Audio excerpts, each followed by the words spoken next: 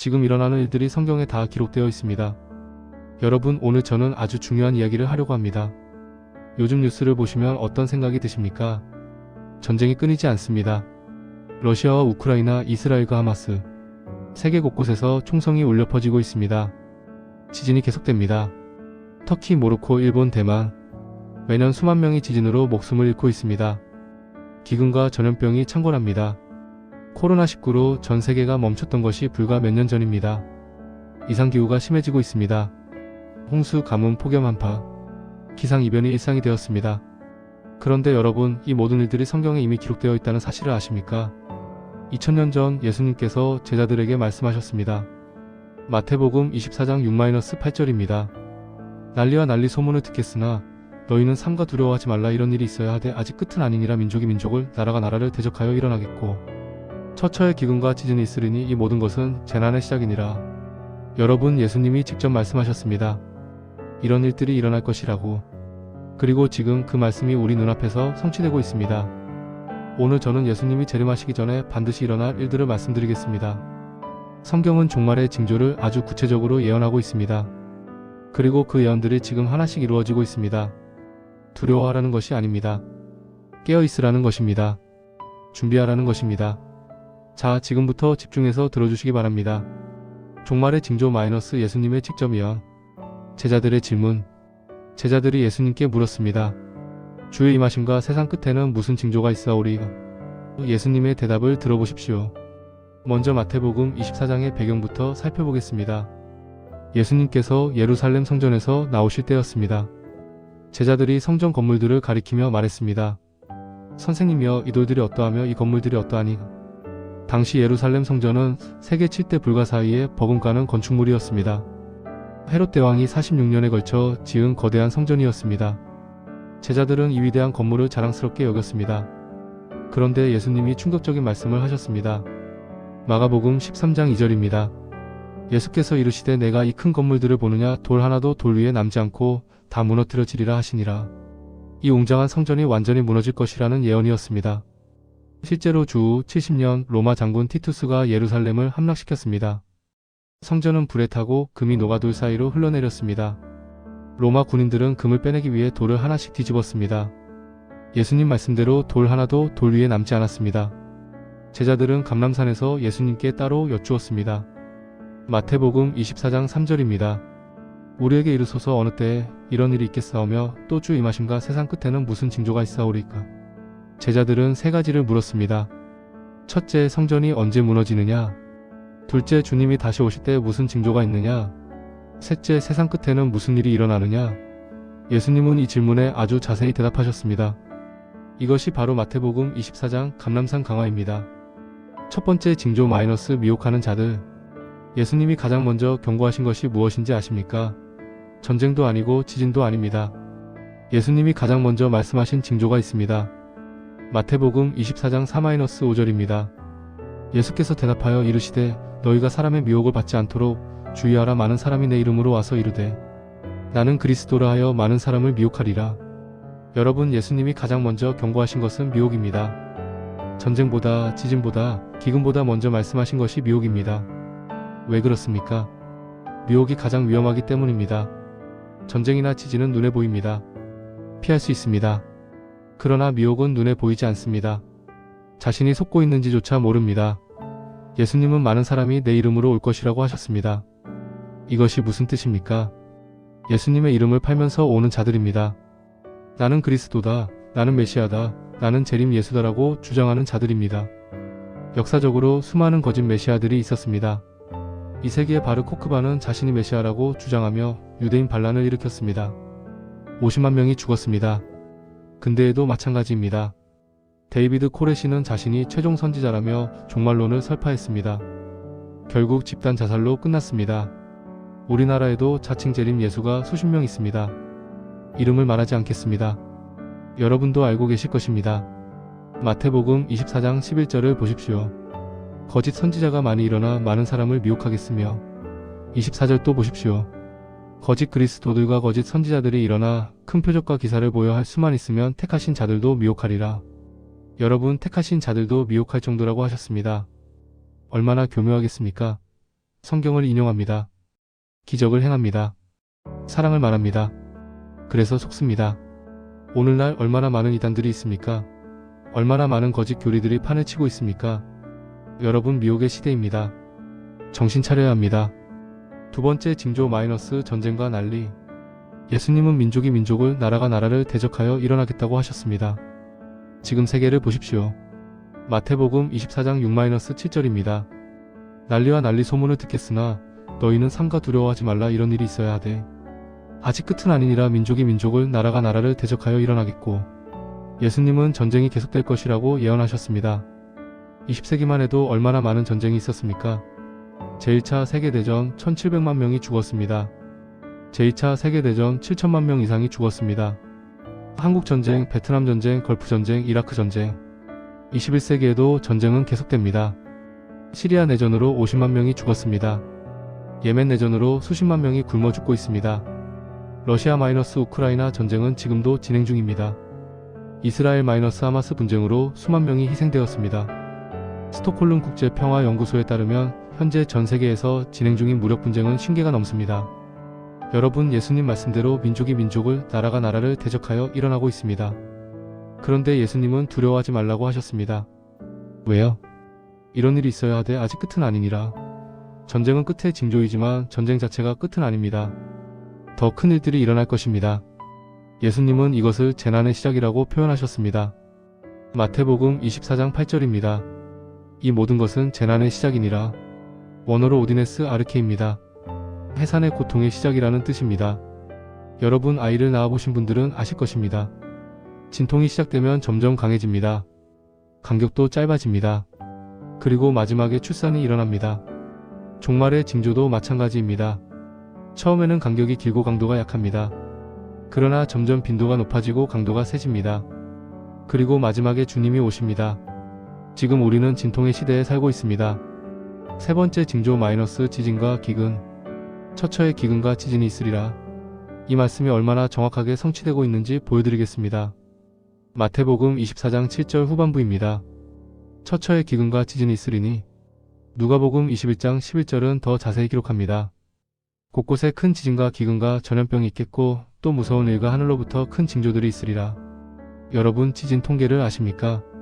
미국 지질조사국 USGS에 따르면 규모 6.0 이상 지진이 연간 평균 120-150회 발생합니다. 1900년대 초반에는 연간 수십 회였습니다. 지금은 3배 이상 늘었습니다. 2023년 터키 시리아 지진 5만 명 이상이 사망했습니다. 2024년 대만 지진 수백 명이 사망했습니다. 일본, 인도네시아, 네팔, 하이티. 대형 지진이 끊이지 않습니다. 기근도 마찬가지입니다. UN 세계식량계획 WFP에 따르면 전 세계 약 8억 명이 굶주림에 시달리고 있습니다. 10명 중 1명이 굶주리고 있는 것입니다. 아프리카 사헬 지역, 예멘, 아프가니스탄, 하이티. 기근으로 죽어가는 사람들이 수백만 명입니다. 전염병은 어떻습니까? 코로나19로 전 세계 700만 명 이상이 사망했습니다. 인류 역사상 최악의 팬데믹 중 하나였습니다. 에이즈, 에볼라, 메르스, 사스. 새로운 전염병이 계속 등장하고 있습니다. 과학자들은 말합니다. 앞으로 더 강력한 팬데믹이 올 것이다. 여러분, 이 모든 것이 예수님의 예언대로입니다. 처처에 기근과 지진이 있으리라. 2000년 전에 말씀하신 것이 지금 정확하게 이루어지고 있습니다.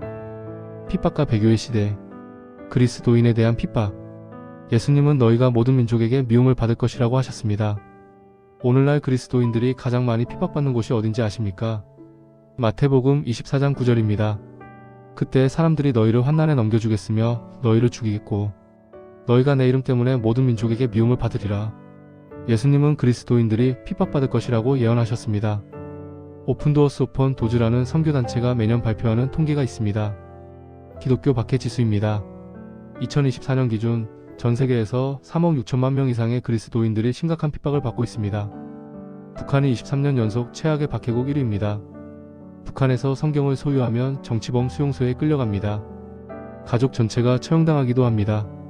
추정 5만 7만 명의 그리스도인들이 수용소에 갇혀 있습니다. 아프가니스탄, 소말리아, 리비아, 예멘, 에리트레아. 이 나라들에서 예수 믿는 것은 목숨을 거는 일입니다. 이슬람 국가들에서 개종은 사형에 해당합니다. 나이지리아에서는 보코하람이 그리스도인 마을을 습격해 수천 명을 학살했습니다. 중국에서는 지하교회가 탄압받고 있습니다. 목사님들이 투옥되고 교회가 철거됩니다. 인도에서는 힌두 극단주의자들이 교회를 불태우고 목사님들을 폭행합니다. 여러분, 지금 이 시간에도 예수님 이름 때문에 고난받는 성도들이 있습니다. 예수님 말씀대로 모든 민족에게 미움을 받고 있습니다. 그러나 예수님은 말씀하셨습니다. 마태복음 24장 13절입니다. 그러나 끝까지 견디는 자는 구원을 받으리라. 끝까지 견디십시오. 핍박이 있어도 믿음을 지키십시오. 그것이 구원의 길입니다. 배교의 징조. 예수님은 불법이 성함으로 많은 사람의 사랑이 식어지리라고 하셨습니다. 오늘날 교회의 현실을 보십시오. 마태복음 24장 10-12절입니다. 그때에 많은 사람이 실족하게 되어 서로 잡아주고 서로 미워하겠으며 거짓 선지자가 많이 일어나 많은 사람을 미혹하겠으며 불법이 성함으로 많은 사람의 사랑이 식어지리라. 여러분, 많은 사람이 실족하게 된다고 하셨습니다. 실족이 무엇입니까? 믿음에서 떨어져 나가는 것입니다. 배교입니다. 데살로니가후서 2장 3절을 보십시오. 누가 어떻게 하여도 너희가 미혹되지 말라. 먼저 배교하는 일이 있고 저 불법의 사랑 곧 멸망의 아들이 나타나기 전에는 그날이 이르지 아니하리니. 바울 사도가 분명히 말했습니다. 예수님이 재림하시기 전에 먼저 배교하는 일이 있을 것이라고. 오늘날 배교의 현상이 얼마나 심각합니까? 미국 퓨 리서치 센터 조사에 따르면 종교 없음이라고 응답하는 사람이 급증하고 있습니다. 젊은 세대의 30% 이상이 종교가 없다고 합니다. 유럽은 더 심각합니다. 교회 추석률이 한 자릿수인 나라가 많습니다. 수백 년 된 교회들이 문을 닫고 술집이나 모스크로 바뀌고 있습니다. 한국도 예외가 아닙니다. 기독교 인구가 줄고 있습니다. 젊은 세대가 교회를 떠나고 있습니다. 왜 그렇습니까? 불법이 성함으로 많은 사람의 사랑이 식어졌기 때문입니다. 불법이 무엇입니까? 하나님의 법을 무시하는 것입니다. 죄를 죄라고 말하지 않는 것입니다. 오늘날 세상은 하나님의 말씀을 거부합니다. 성경적 가치관을 구시대적이라고 비웃습니다. 심지어 일부 교회들도 세상을 따라갑니다. 성경이 분명히 죄라고 말하는 것을 축복합니다. 복음을 희석시킵니다. 사람들 귀에 좋은 말만 합니다. 디모데후서 4장 3-4절입니다. 때가 이르리니 사람이 바른 교훈을 받지 아니하며 귀가 가려워서 자기의 사욕을 따를 스승을 많이 두고 또 그 귀를 진리에서 돌이켜 허탄한 이야기를 따르리라. 여러분, 지금이 그때입니다. 바른 교훈을 받지 않습니다. 귀가 가렵습니다. 듣기 좋은 말만 찾습니다. 이것이 배교의 시대입니다. 사랑이 식어지는 시대. 많은 사람의 사랑이 식어지리라. 여러분의 신앙은 처음 그대로입니까? 아니면 식어가고 있습니까? 불법이 성함으로 많은 사람의 사랑이 식어지리라. 여러분, 사랑이 식는다는 것이 무슨 뜻입니까? 처음 예수님을 믿었을 때를 생각해 보십시오. 얼마나 뜨거웠습니까? 새벽 기도에 빠지지 않았습니다. 성경 읽는 것이 즐거웠습니다. 전도하고 싶어서 참을 수 없었습니다. 지금은 어떻습니까? 기도가 형식이 되지 않았습니까? 말씀이 감동이 없지 않습니까? 교회 가는 것이 의무가 되지 않았습니까? 이것이 사랑이 식어가는 것입니다. 요한계시록 2장 4절 에베소 교회에 주신 말씀입니다. 그러나 너를 책망할 것이 있나니 너의 처음 사랑을 버렸느니라. 에베소 교회는 열심히 일했습니다. 이단을 분별했습니다. 인내했습니다. 그러나 처음 사랑을 잃어버렸습니다. 여러분, 처음 사랑이 있으십니까? 세상에 둘러싸여 살다 보면 사랑이 식어갑니다. 바쁘다는 핑계로 기도를 소홀히 합니다. 피곤하다는 핑계로 예배를 빠집니다. 시간이 없다는 핑계로 말씀을 안 읽습니다. 그러다 어느 날 깨닫습니다. 나 언제부터 이렇게 됐지? 이것이 사탄의 전략입니다. 한꺼번에 무너뜨리지 않습니다. 조금씩 식어가게 만듭니다. 여러분, 지금 여러분의 신앙 온도가 몇 도입니까? 요한계시록 3장 15-16절 라오디게아 교회에 주신 말씀입니다. 내가 내 행위를 아노니 내가 차지도 아니하고 뜨겁지도 아니하도다. 내가 차든지 뜨겁든지 하기를 원하노라. 내가 이같이 미지근하여 뜨겁지도 아니하고 차지도 아니하니 내 입에서 너를 토하여 내리라. 미지근한 신앙을 주님은 토해내신다고 하셨습니다. 뜨거워지십시오. 처음 사랑을 회복하십시오. 복음 전파의 징조. 끝이 오기 전에 반드시 이루어져야 할 일이 있습니다. 이것이 완성되어야 주님이 오십니다. 마태복음 24장 14절입니다. 이 천국 복음이 모든 민족에게 증언되기 위하여 온 세상에 전파되리니 그제야 끝이 오리라. 여러분, 이 말씀을 주목하십시오. 그제야 끝이 오리라. 복음이 온 세상에 전파되어야 끝이 옵니다. 이것이 종말의 마지막 징조입니다. 복음 전파의 완성입니다. 지금 복음이 얼마나 전파되었습니까? 위클리프 성경 번역 선교회에 따르면 2024년 현재 전체 성경이 번역된 언어는 약 730개입니다. 신약만 번역된 언어는 약 1600개입니다.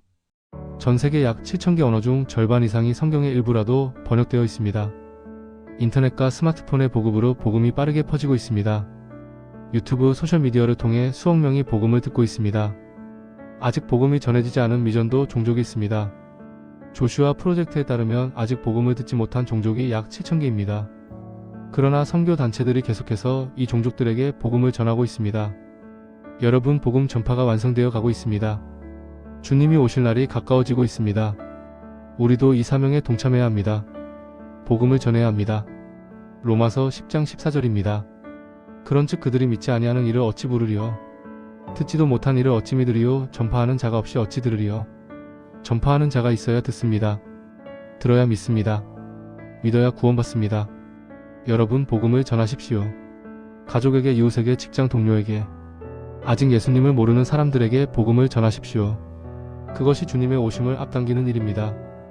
요한계시록의 종말 징조, 일곱인의 심판. 요한계시록 6장에 기록된 네 기사가 있습니다. 흰말, 붉은말, 검은말, 청황색말. 이 네 기사가 상징하는 것이 무엇인지 아십니까? 이제 요한계시록을 살펴보겠습니다. 요한계시록은 종말에 일어날 일들을 생생하게 보여줍니다. 요한계시록 6장에 일곱인의 심판이 나옵니다. 어린 양이신 예수님이 인을 떼실 때마다 재앙이 일어납니다. 첫째 인을 떼시니 흰말이 나옵니다. 요한계시록 6장 2절입니다. 이에 내가 보니 흰말이 있는데 그 탄자가 활을 가졌고 면류관을 받고 나아가서 이기고 또 이기려고 하더라. 이 흰말 탄자가 누구입니까? 학자들마다 해석이 다릅니다. 어떤 이는 그리스도라고 하고 어떤 이는 적그리스도라고 합니다. 문맥을 보면 적그리스도로 해석하는 것이 타당합니다. 정복하러 나가는 자입니다. 거짓 평화를 가장하는 자입니다. 종말에 적그리스도가 나타날 것입니다. 거짓 평화를 약속하며 세상을 정복할 것입니다. 둘째 인을 떼시니 붉은 말이 나옵니다. 요한계시록 6장 4절입니다. 이에 붉은 다른 말이 나오더라. 그 탄자가 허락을 받아 땅에서 화평을 제하여 버리며 서로 죽이게 하고 또 큰 칼을 받았더라. 붉은 말은 전쟁을 상징합니다. 땅에서 화평을 제하여 버린다고 했습니다. 전 세계적인 전쟁이 일어납니다. 셋째 인을 떼시니 검은 말이 나옵니다. 요한계시록 6장 5-6절입니다. 검은 말이 나오는데 그 탄자가 손에 저울을 가졌더라. 내가 내 생물 사이로부터 나는 것 같은 음성을 들으니 이르되 한 데나리온의 밀한되어 한 데나리온의 보리석대로다. 또 감람류와 포도주는 해치지 말라 하더라. 검은 말은 기근을 상징합니다. 한 데나리온은 하루 품살입니다. 하루 일해서 밀 한 대밖에 못 삽니다. 엄청난 물가 상승입니다. 극심한 기근입니다. 넷째 인을 떼시니 청황색 말이 나옵니다. 요한계시록 6장 8절입니다. 청황색 말이 나오는데 그 탄자의 이름은 사망이니 음부가 그 뒤를 따르더라. 그들이 땅 4분의 1의 권세를 받아 검과 흉년과 사망과 땅의 짐승으로서 죽이더라. 청황색 말은 사망입니다. 전쟁, 기근, 전염병, 짐승으로 땅의 4분의 1이 죽습니다. 현재 세계 인구가 80억입니다. 4분의 1이면 20억 명입니다. 여러분, 상상이 되십니까? 20억 명이 죽는 재앙입니다. 이것이 종말에 일어날 일입니다. 큰 환난의 시대. 예수님은 큰 환난이 있겠음이라 창세로부터 지금까지 이런 환난이 없었다고 하셨습니다. 얼마나 큰 환난이길래 이렇게 말씀하셨을까요? 마태복음 24장 21-22절입니다. 그때 큰 환난이 있겠음이라 창세로부터 지금까지 이런 환난이 없었고 후에도 없으리라. 그날들을 감하지 아니하면 모든 육체가 구원을 얻지 못할 것이나 그러나 택하신 자들을 위하여 그날들을 감하시리라. 여러분, 창세로부터 지금까지 이런 환난이 없었다고 하셨습니다. 노아 홍수보다 큽니다. 이집트의 10가지 재앙보다 큽니다. 세계대전보다 큽니다. 인류 역사상 가장 큰 환난이 종말에 임합니다. 요한계시록 8-9장에는 나팔 심판이 나옵니다. 첫째 나팔 피 섞인 우박과 불이 땅에 쏟아집니다. 나무의 3분의 1 모든 푸른 풀이 탑니다. 둘째 나팔 불 붙는 큰 산이 바다에 던져집니다. 바다의 3분의 1이 피가 됩니다. 바다 생물의 3분의 1이 죽습니다. 셋째 나팔 횃불같이 타는 별이 떨어집니다. 물의 3분의 1이 쓴물이 됩니다. 많은 사람이 죽습니다. 넷째 나팔에 달 별의 3분의 1이 침을 받습니다. 낮의 3분의 1이 어두워집니다. 다섯째 나팔 무적행이 열립니다. 황충 같은 것들이 나옵니다. 5개월 동안 사람들을 쏩니다. 너무 고통스러워 죽고 싶어도 죽지 못합니다. 여섯째 나팔 유브라데 강이 내 천사가 놓입니다. 2억의 군대가 나옵니다. 인류의 3분의 1이 죽습니다. 여러분, 이것이 큰 환난입니다.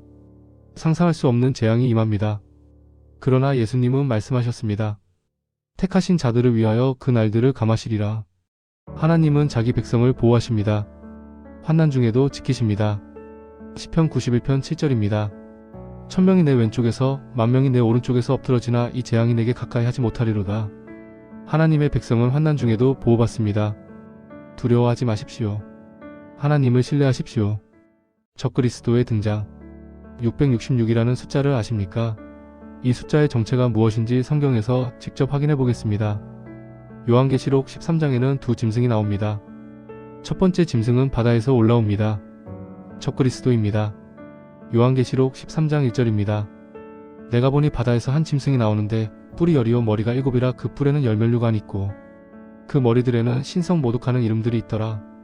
이 짐승은 정치적, 군사적 권력을 가집니다. 전 세계를 통치합니다. 요한계시록 13장 7절입니다. 또 권세를 받아 성도들과 싸워 이기게 되고 각 족속과 백성과 방언과 나라를 다스리는 권세를 받으니 전 세계를 다스리는 독재자입니다. 두 번째 짐승은 땅에서 올라옵니다. 거짓 선지자입니다. 요한계시록 13장 11절입니다. 내가 봄에 또 다른 짐승이 땅에서 올라오니 어린 양같이 두 뿔이 있고 용처럼 말하더라. 이 짐승은 종교적 권위를 가집니다. 첫 번째 짐승을 경배하게 만듭니다. 그리고 유명한 666이 등장합니다. 요한계시록 13장 16-18절입니다. 그가 모든 자 곧 작은 자나 큰 자나 부자나 가난한 자나 자유인이나 종들에게 그 오른손에나 이마에 표를 받게 하고 누구든지 이 표를 가진 자 외에는 매매를 못하게 하니 이 표는 곧 짐승의 이름이나 그 이름의 수라. 지혜가 여기 있으니 총명한 자는 그 짐승의 수를 세어보라. 그것은 사람의 수니 그의 수는 666이니라. 666은 짐승의 표입니다. 적그리스도의 표입니다. 이 표가 없으면 사고팔 수 없습니다. 경제활동을 할 수 없습니다. 오늘날 기술의 발전을 보십시오. 마이크로칩 생체인식 디지털 화폐 중앙은행 디지털 통화시 BDC 손에 칩을 심어 결제하는 기술이 이미 있습니다. 언젠가 이 기술이 666의 표로 사용될 수 있습니다. 여러분, 그날이 오면 절대로 그 표를 받으면 안됩니다. 요한계시록 14장 9-10절입니다. 만일 누구든지 짐승과 그의 우상에게 경배하고 이마에나 손에 표를 받으면 그도 하나님의 진노의 포도주를 마시리니 짐승의 표를 받으면 하나님의 심판을 받습니다. 목숨을 잃더라도 그 표를 받지 마십시오. 이스라엘과 종말 예언. 이스라엘의 회복. 1948년, 2000년 만에 이스라엘이 다시 나라를 세웠습니다. 이것이 성경 예언의 성취라는 사실을 아십니까? 여러분, 이스라엘을 주목하십시오. 이스라엘은 성경 예언의 시계입니다. 주후 70년 로마에 의해 예루살렘이 멸망했습니다. 유대인들은 전 세계로 흩어졌습니다. 1900년 동안 나라 없이 떠돌았습니다. 그런데 1948년 5월 14일 이스라엘이 독립을 선언했습니다. 2000년 만에 나라를 되찾은 것입니다. 이것이 우연입니까? 성경에 예언되어 있었습니다. 에스겔 37장 21-22절입니다. 주 여호와께서 이같이 말씀하셨다고 그들에게 이르라. 내가 이스라엘 자손을 그간바 나라들에서 취하며 그 사방에서 모아서 그 고토로 돌아가게 하고 내 땅 이스라엘 산 위에서 그들이 한 나라를 이루어서 하나님이 흩어진 이스라엘을 모아 다시 한 나라를 이루게 하신다고 예언하셨습니다. 그대로 이루어졌습니다. 예레미야 31장 10절입니다. 이스라엘을 흩은 자가 그를 모으시고 목자가 그 양떼에게 행함같이 그를 지키시리로다. 흩은 자가 모으신다고 하셨습니다. 2000년 동안 유대인들은 박해받았습니다. 유럽에서 추방당하고 학살당했습니다. 홀로코스트로 600만 명이 죽었습니다. 그런데도 민족이 사라지지 않았습니다. 왜요? 하나님의 계획이 있기 때문입니다. 이스라엘의 회복은 종말의 중요한 징조입니다. 예수님은 무화과 나무의 비유를 말씀하셨습니다. 마태복음 24장 32-33절입니다. 무화과 나무의 비유를 배우라. 그 가지가 연하여지고 잎사귀를 내면 여름이 가까운 줄 아나니 이와 같이 너희도 이 모든 일을 보거든 인자가 가까이 곧 문 앞에 이른 줄 알라. 무화과 나무는 종종 이스라엘을 상징합니다. 이스라엘이 회복되면 여름 곧 종말이 가까운 줄 알라는 것입니다. 1948년 이스라엘이 건국되었습니다. 1967년 6.1 전쟁으로 예루살렘을 되찾았습니다. 지금 이스라엘은 중동의 강국이 되었습니다. 무화과 나무에 잎이 났습니다. 여름이 가깝습니다. 예루살렘을 둘러싼 전쟁. 스가랴 선지자는 2500년 전에 예언했습니다.